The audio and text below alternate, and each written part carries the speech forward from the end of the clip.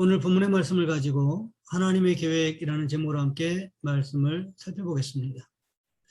요나는 다시스로 도망가기 위한 계획을 세웠습니다. 하지만 하나님께서는 요나가 다시스로 도망가는 것을 무산시키고 하나님의 말씀에 순종하게 할 요나를 위한 맞춤형 계획을 가지고 계셨다는 거지요.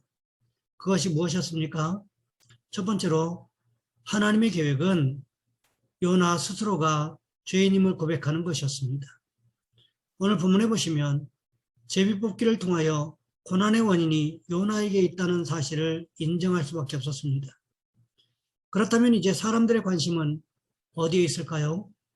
어떻게 하면 이 풍랑을 멈출 수 있느냐는 것이었습니다.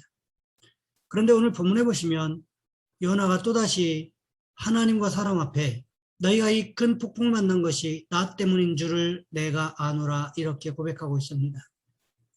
사실 잘못한 사람이 이렇게 고백한다고 하는 것이 거의 불가능합니다. 죄인이 하나님 앞에 기도하고 찬양하면서 죄에서 떠나기 위해서 먼저 자신이 죄인임을 인정하고 고백하는 일이 선행되어야 합니다. 하나님께서 요나에게 요구하신 것은 자신이 죄인임을 인정하고 하나님 앞에 용서를 구하는 일이었음을 성경은 기록하고 있습니다. 이것이 하나님의 계획이셨습니다. 두 번째로 하나님의 계획은 요나가 죽음을 경험하는 것이었습니다.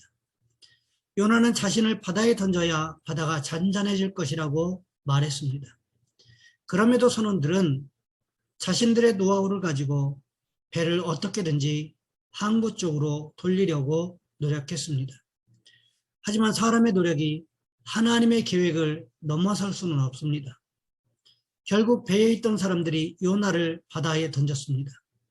그러자마자 언제 그랬느냐는 듯이 바다가 잔잔해졌습니다. 요나가 바다에 던져졌다는 것은 곧 육신의 완전한 죽음을 의미합니다. 하나님의 말씀 가운데 요나가 완전히 죽지 않는다면 또다시 육신의 모습이 살아나서 하나님의 말씀에 반역할 수 있기 때문에 하나님은 요나의 죽음을 요구하셨습니다. 요나가 바다에 던져짐으로 말미암아 육신적인 생각이, 육신적인 계획이 완전히 죽는 경험을 했던 것, 이것이 하나님의 계획이었습니다. 마지막으로 하나님의 계획은 요나가 고난을 통하여 하나님께로 방향을 돌이키는 것이었습니다. 바다에 던져진 요나에게는 희망이라고는 찾아볼 수 없었습니다. 이미 하나님께서는 요나를 위하여 커다란 물고기를 준비하셨습니다. 물고기가 배에서 떨어지는 요나를 삼켰고 물고기 뱃속에서 사흘 동안 지옥에 맞먹는 고통을 경험하게 만드셨습니다. 결국 요나는 물고기 뱃속에서 자신의 생각을 버리고 하나님께서 원하시는 방향으로 선회했습니다.